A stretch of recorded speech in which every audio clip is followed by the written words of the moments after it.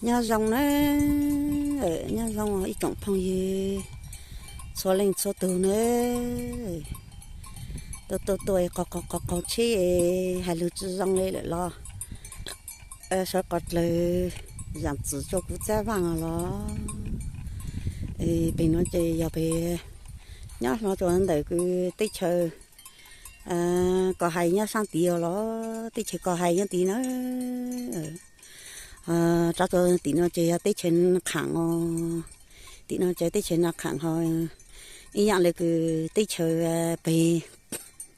lọc khô chơi cho sang tí cứ cho hốt lúc tí ô nữa nhá tí lo thầu chơi nãy giờ nhá cho trong rồi bên nhau lúc cho trong chỗ xưa,但是嘛，你那这那子路你要做bên nó lại chơi, bây giờ lời tôi nhớ做bên này nó cũng tôi chẳng chịu nãy子ấy cũng gì bên trong đó,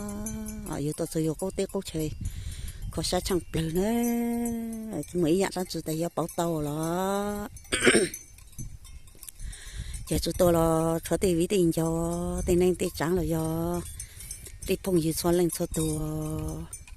tôi thấy chỉ có hai chị nhau cho sang lọ ta sử nhau cho tí ồ nữa thầu cùng nhau chỉ của tôi mà mong hay rồi thấy chỉ là khẳng chị nhau cho hắn đợi họ lọ khu chị nhau cho tí cho phốt lúc tí luôn nó đó cho mình tôi sẽ bắt tay chơi rồi đó tay chơi khó thì chị tôi phụ sang phụ xua cho tay chơi nó chị tao phụ lên nó lên thì nhau gì thì lên phụ xin nó cho nhưng nó chỉ bỏ lên giàu từ viên giàu lên xưa từ nãy xưa lên xưa này cũng tua rồi từ nãy xưa tua say tây chờ tôi say cái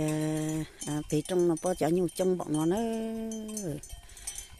buổi chào khua thì dùng câu chập lời nữa ít chọn phong gì xoay lên xoay từ nữa tôi chẳng là tay lúc giờ nữa tôi chụp bắt tí chơi nó thôi giờ tí chơi họ ít ra nó chơi nhưng mà anh lại chơi bao lâu đó tôi chơi tí chơi nó giờ cố chơi khó sẽ chẳng lời nữa chỉ mới nhận ra sự bảo tàu ít chọn phong gì số lên xoay từ dạ chú tôi là dùng cái chuẩn này cho tí phong thì cho nên cho trắng cho vì chuẩn giàu là tôi cho tí chơi này nè chú chế nhau cho lúc rồi thì họ nữa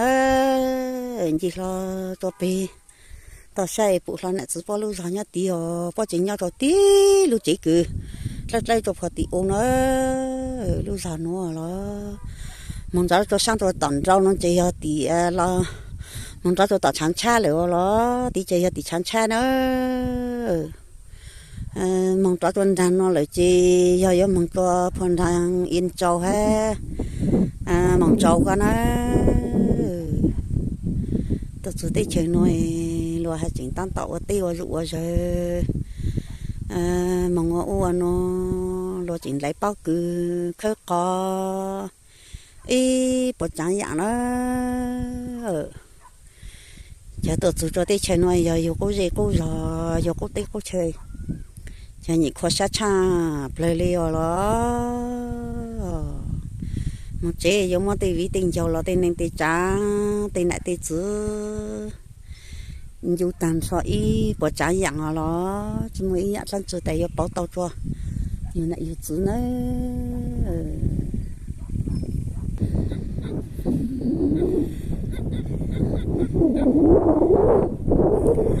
nhà lâu đọc nhiều nữa tôi sẽ chọc lên đây ơi tôi sẽ thích chơi nó mà trong có cờ nữa có lúc phải sáng nhau tí ta sẽ lúc dập lụ lại